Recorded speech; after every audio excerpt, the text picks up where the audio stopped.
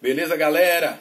Vamos gravar aqui o tão esperado, o tão cobrado, o tão requisitado review do Umidigi S2. Vou tirar aqui essa capinha dele que eu havia esquecido, para vocês poderem ver melhor a lindeza desse telefone.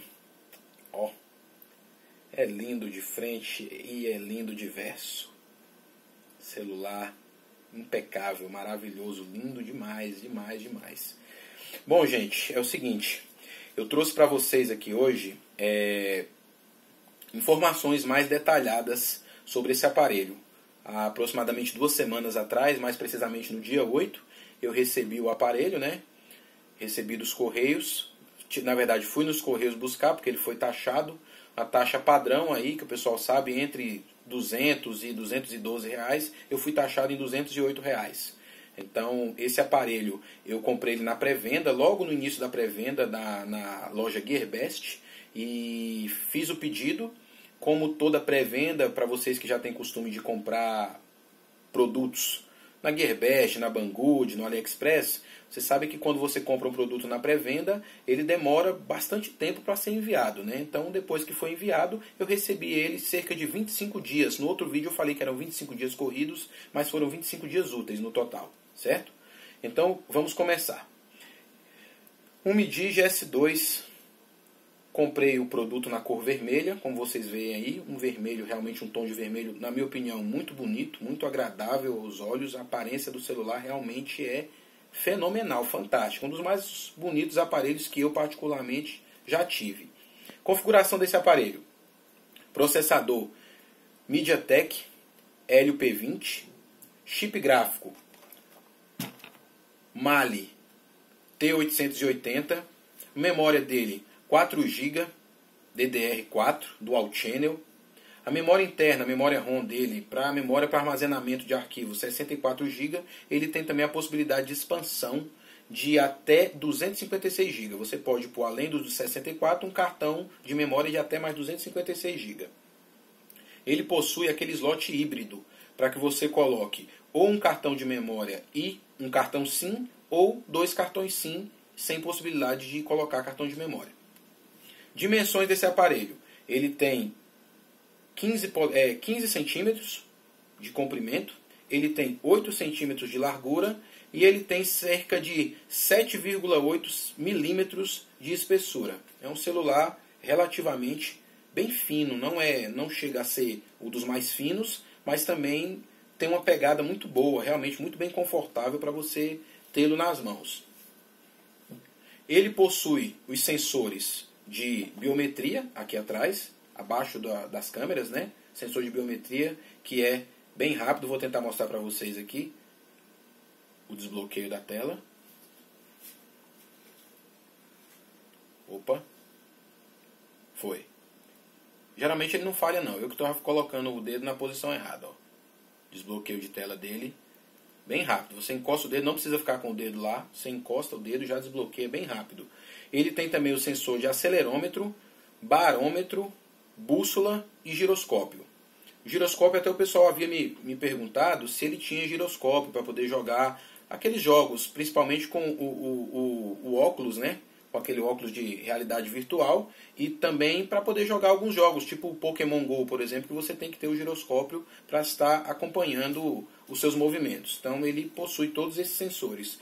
O Android desse aparelho é o 6.0, com uma interface que tem pouquíssima personalização. Eu particularmente acho assim, um Android assim da Umidigi, sempre eles trabalharam com um Android praticamente puro, né? Eles não têm um foco muito grande em personalização da interface do celular. O Android, questão de atualização que o pessoal perguntou. Olha, eu particularmente acredito, apesar de terem alguns rumores já de que por enquanto, ou talvez não tenha atualização para as versões subsequentes do Android, o 7, o 8, eu acho um pouco difícil que não tenha. Primeiro, porque o modelo S2 Pro já vem com o Android 7. Esse daqui vem com o 6. E como o sistema operacional dele não tem muita personalização, eu acredito que não tenha muita dificuldade para você estar conseguindo em breve ter uma atualização. Em algum tempo, o fabricante disponibilizar uma atualização oficial para ele, para o Android 7. E por outro lado, funciona muito bem com o Android 6. Eu utilizei já há mais de 2 semanas, recebi ele no dia 8 de novembro. Há mais de 2 semanas que eu venho utilizando, não tive nenhum problema não, quanto a isso. Tá? Então eu acho que Samsung demora a atualizar, a Sony demora a atualizar, a LG demora a atualizar, a própria Xiaomi demora a atualizar seus equipamentos, porque esses outros fabricantes têm ROMs bastante personalizadas. Então, eles mexem muito na interface do Android e com isso demora realmente bastante tempo para que tenha uma atualização. Tela dele, 6 polegadas, é uma tela fabricada pela Sharp, LCD IPS, tem uma resolução HD, 1480 por 720, tem uma densidade de pixels de 269 ppi, possui proteção Gorilla Glass, ele tem cerca de 90% da parte frontal ocupada pela tela, ele tem um campo de visão maior, em cerca de 14% maior do que, por exemplo, do iPhone 7 Plus.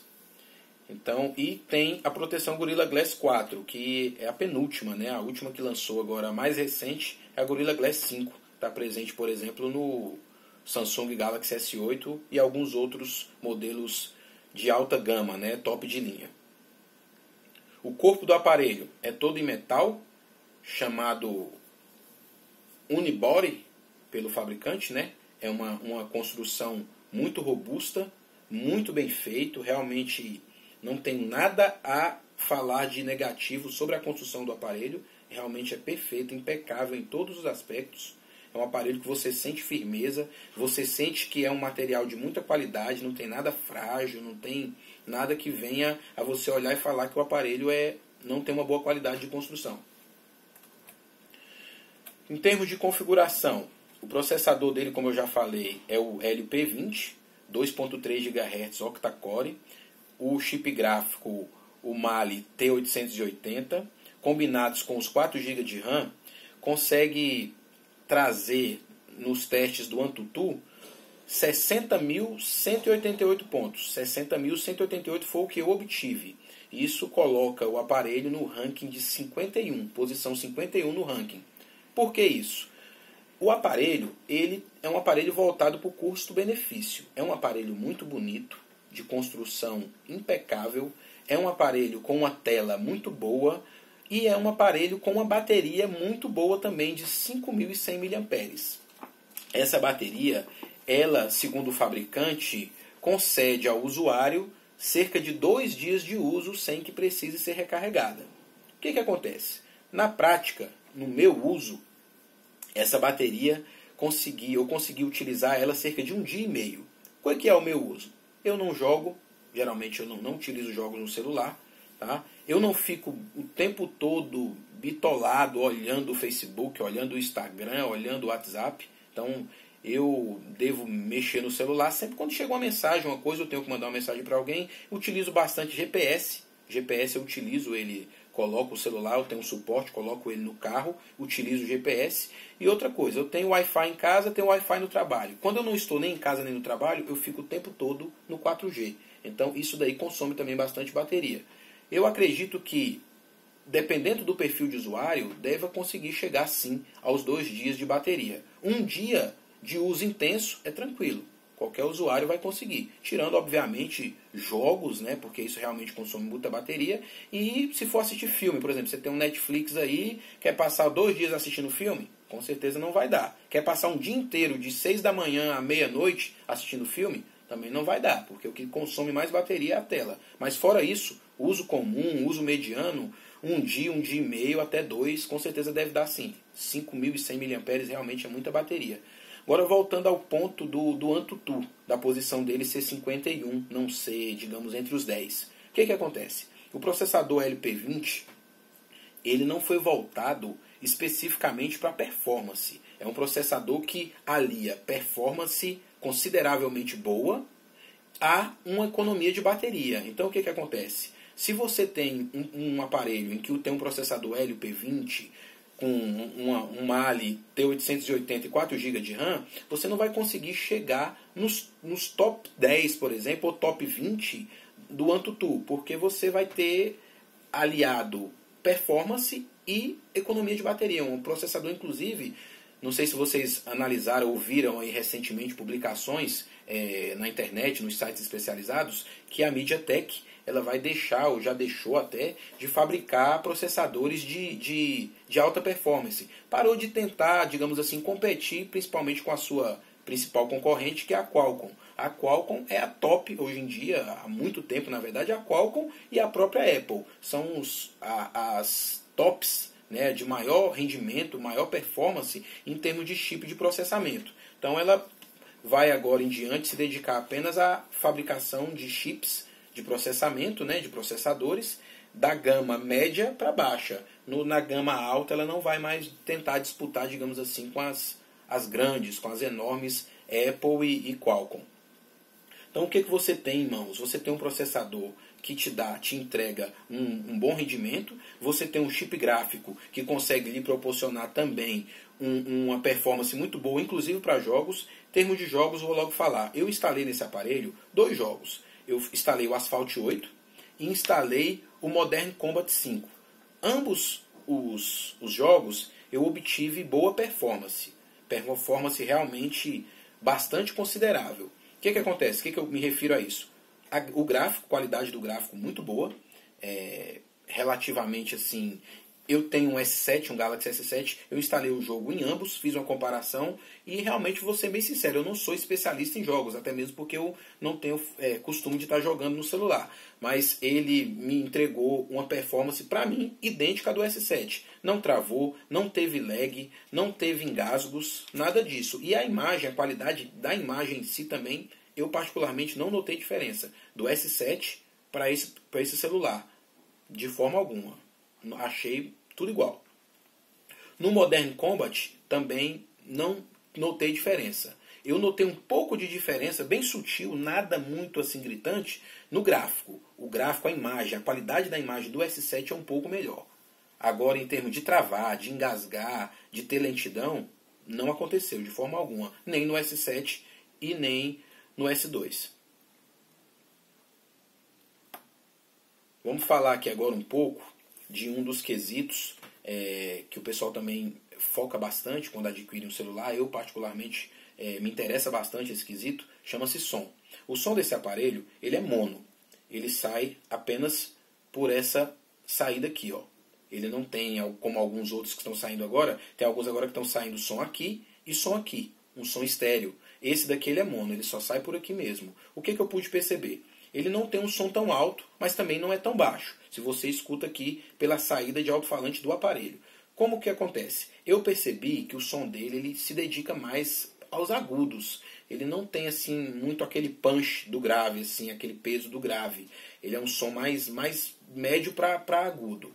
Com isso, eu noto também que se você coloca o som do aparelho no máximo, ele distorce um pouco. Ele dá uma sutil vibrada assim no alto-falante. Então perde um pouco de qualidade. Agora, se você coloca o volume ali em 80%, fica um pouco mais baixo, claro, mas porém você tem uma qualidade de som melhor.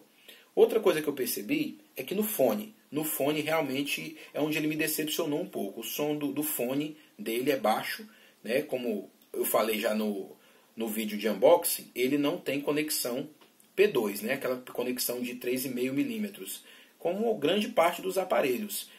Iniciou-se com alguns fabricantes chineses, pelo que eu me lembro, principalmente a Lieco, que é o LeTV, né? Ele começou já há um bom tempo, acho cerca de uns 2 anos atrás, já a lançar seus aparelhos sem a conexão para fone de ouvido, tendo que o usuário utilizar um adaptador que transforma aqui do padrão Type-C, que é a conexão dele aqui, e sai uma conexão 3,5 milímetros para você plugar qualquer tipo de fone de ouvido que seja com a conexão 3,5 milímetros.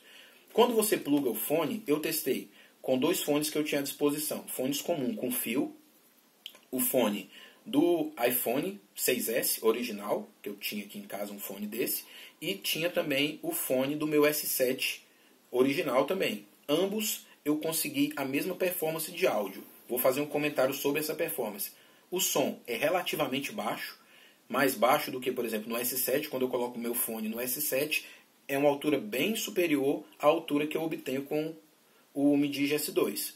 Agora, a qualidade de som no fone é muito boa. A qualidade, apesar de não ter potência, volume, mas a qualidade é boa. É um som bem limpo, bem nítido, e que você, na minha opinião, você consegue uma performance melhor de áudio com fone do que na própria saída de áudio do aparelho. Como eu falei, que ela dá uma leve distorcida quando você aumenta todo o volume. Vamos agora para um quesito que realmente eu acho que foi o que o pessoal mais cobrou, mais perguntou e chegou a ser até um dos mais criticados em alguns reviews, algumas análises que eu particularmente vi. Análises, eu digo, estrangeiras, né? De youtubers estrangeiros, de canais estrangeiros. A câmera desse celular, vocês podem ver que é uma câmera dupla. É uma tendência também, realmente, os celulares, a partir de agora, de algum tempo para cá, ter câmeras duplas, né? Então, ele tem um sensor da Sony, o Sony IMX258. Eu fiz uma pesquisa para passar para vocês. Esse sensor de câmera dele, o Sony IMX258, ele está presente em vários aparelhos de várias marcas. Ele tem, por exemplo, é utilizado nos Xiaomi, vários Xiaomi. O Mi 5S Plus, ele é utilizado no Redmi Pro, ele é utilizado no Redmi Note 4X e no Redmi Note 4, normal, sem o X. Ele é utilizado também no Sony Xperia XA. Ele é utilizado no Li Eco Cool One, ele é utilizado no Samsung Galaxy J5 Prime, no ZTE Nubia Z17 Mini, no LG G6, o top da LG. E muitos também. E mesmo também, ele é o mesmo sensor utilizado na versão Pro do Mi Digi S2. O Mi Digi S2 Pro utiliza esse mesmo sensor da Sony IMX258. O que eu obtive de resultados com as fotos e vídeos desse celular, basicamente é o que se obtém de resultados com celulares, com câmeras de celulares para vídeo e fotos, que se resume ao quê? Se você grava um vídeo ou faz uma foto em um ambiente claro, iluminado, em boas condições, você vai obter fotos boas e vídeos bons.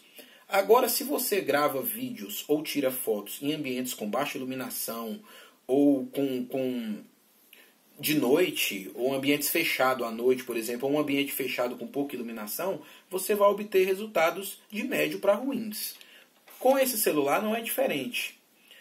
O que eu percebo é o seguinte, a câmera dele é uma câmera que é um sensor da Sony, porém, o que se percebe é que não basta ter um sensor X ou Y, ter um sensor bom ou ruim, ter muito ou poucos megapixels.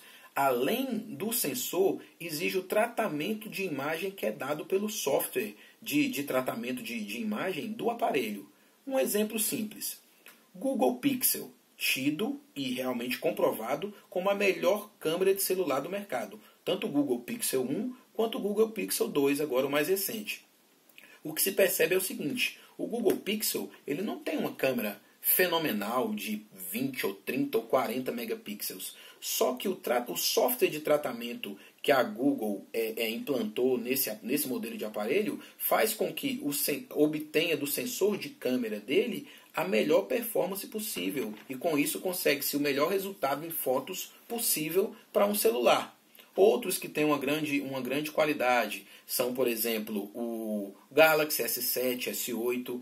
Você tem também o iPhone o 7, 7 Plus, iPhone 8 Plus e agora com certeza no iPhone X. O tratamento de imagem da Samsung é muito bom, o tratamento de imagem da Apple também é muito bom. Então isso propicia que você tenha um ganho maior na qualidade das suas fotografias e vídeos, seja bem iluminados ou com não tão boa iluminação. Vamos voltar aqui agora ao aparelho. Eu tenho em casa e pude fazer testes e comparações das fotos desse celular com mais 3 celulares, 4 na verdade. Eu consegui comparar as fotos e vídeos dele em condições semelhantes, condições iguais, tanto de iluminação boa como iluminação ruim. Eu consegui realizar testes com o Galaxy S7 da Samsung, consegui realizar testes com o Xiaomi Mi 5S, com o Lenovo Vibe K5 e com o Moto G, o Moto G5 da Motorola, Lenovo Motorola, né? O que acontece? A impressão que eu tive e o resultado que eu alcancei final foi de que a câmera desse celular estaria num patamar tanto do Lenovo Vibe K5 quanto no patamar do Motorola Moto G5. Já comparando com a câmera do Xiaomi Mi 5S e com o Samsung Galaxy S7, o Samsung e o Xiaomi levam vantagem sobre a câmera dele. Tanto em ambientes iluminados, onde essa diferença é mais sutil, você não percebe tanta diferença de qualidade. Agora, o grande diferencial é no ambiente com pouca iluminação. Quando se fala de pouca iluminação,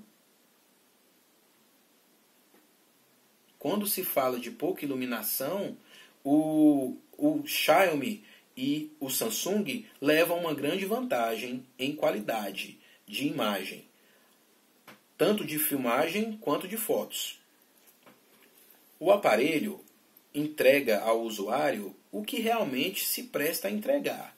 Convenhamos, um aparelho que no caso desse daqui custa entre cerca de R$600 para você adquirir nas lojas, na GearBest, na Banggood e em outras, realmente você não pode querer que ele te entregue a performance por igual em todos os quesitos, em todos os aspectos de um celular de alta gama, de um Samsung Galaxy S7, que hoje nas lojas aí, apesar de já existir o S8, ainda custa cerca de R$2.000, de um Moto G5, que apesar de não ser o top da Motorola, mas custa cerca de R$800 a R$900 nas lojas, entendeu? Você também não pode querer que ele se iguale a um iPhone 7 Plus ou um iPhone 8, né? Então, muito menos a um Samsung também, S8 ou um Google Pixel da vida.